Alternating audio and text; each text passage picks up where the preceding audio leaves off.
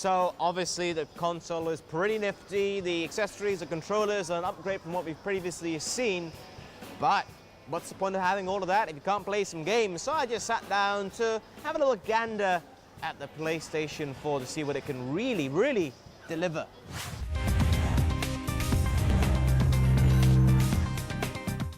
Now the key aspect, you have the console, you have the controller, you have the PlayStation camera, it all comes down to this.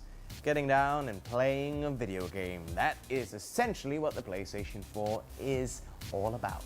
And there are not too many games which have come out which are really outstanding, in my opinion, for this next-gen series. Now, this also includes Xbox One. We'll talk about that another day. So, which games have impressed me so far? I've enjoyed playing Call of Duty. I think in terms of all the games which are available for the PlayStation 4 and multiplayer online, you can't beat COD. It's become such a mainstay in not only video games industry, but also pop culture itself. It really is a phenom in terms of sales. And obviously the graphics are an improvement with the next gen over current gen. Another really cool online game would have to be FIFA. Now, I reviewed the PlayStation 3 version. I've been playing a lot of it online on the PlayStation 4.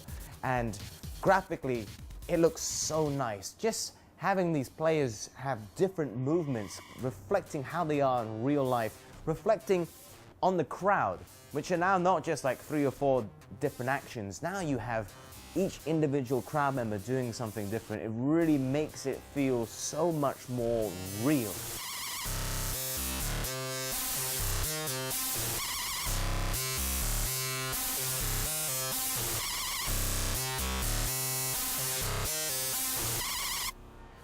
What about some of the exclusive titles though? Well, Killzone obviously would be the flagship title, I would argue. It has a bundle in itself which you can purchase for the PlayStation 4.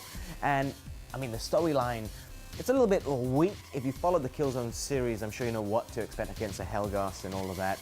But graphically, it really shows what the PlayStation is all about. It looks absolutely outstanding. You can really see the most minute details. And obviously, not being available on current gen ensures it looks absolutely astounding on next gen. I mean, wow is all I can say. Other games which are worth looking at, in my opinion, will have to be Assassin's Creed, the new one, Black Flag. It really, you can see the difference. Now, the developers have come out to say that for the next gen, they didn't want to have too much of a difference in terms of graphics between current gen and next. But even then, when you see the crystal clear waters, now it's a game heavily based on being a pirate. And wow, it really looks amazing the way the water glistens. Sometimes you'll just be overawed, especially if you've got a big screen and you're just looking at it. It really becomes almost lifelike. It is astounding. Now, speaking of lifelike, I would say that the best game that you could play in terms of how visually striking it is has to be NBA 2K14. It is so real to look at it. It is amazing. Now, remember when Fight Night came out for the Xbox or something? Way back, Xbox 360 that is, and you thought, wow, this is so lifelike. That's exactly how you should view NBA 2K14. Now, NBA Live on this is a terrible game. It just can't hold a candlestick up to this game right here. It is really wow. So games which I think overall are worth checking out would definitely be this. Even if you're not a basketball fan, just to see the graphics in it is amazing. COD for the multiplayer element. Marvel Superheroes, remember I reviewed this game. It's also one of the best games that you can get for the PlayStation 4 and also for the Xbox as well. I should add that the games which are available on both next-gen consoles are really awesome. Also, Assassin's Creed is a lot of fun. I have to say, I thoroughly enjoyed playing this. And overall, pretty awesome. There are other games which I don't have the box for because I downloaded it directly from the PlayStation Store, which I should add is really easy to navigate. When you see a game title, you can see all the DLC available for it, you can see your friends' reviews of it, etc., what they think about the game. It's all synergized very well. We can't take away that element of being able to access the store, downloading games straight onto your console. And obviously, combining it with the fact you can have the Vita as a second screen for certain games, and obviously you can play full games on the Vita as well, adds a whole different element. And I haven't even touched on the fact that you can go out Download the PlayStation app for your smartphone, it's iPhone or Android, and purchase the game and have it pushed directly onto your PlayStation when you are already out. Come back home and it's ready, makes it fantastic. The integration, the thought process is brilliant. Obviously, your PlayStation has to be in the standby mode, not fully powered off, in order for that to work. I touched on how the PlayStation can download your updates when you're not there. Again, has to be on standby mode. Really, there's so much thought that's gone into the PlayStation.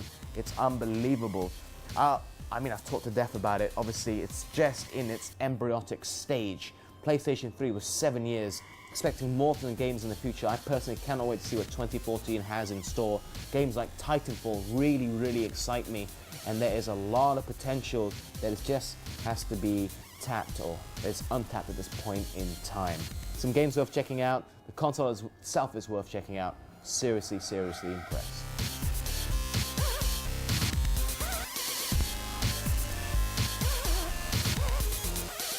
So that about wraps everything up about the PlayStation 4, but of course I have to be fair. The Xbox One came out roughly the same time, of course, as the PlayStation 4. Not officially launched here, but maybe, just maybe, I can get my hands on it and some games in time for next week's episode as Microsoft goes head-to-head with Sony. Very, very exciting times to be a gamer, you have to admit.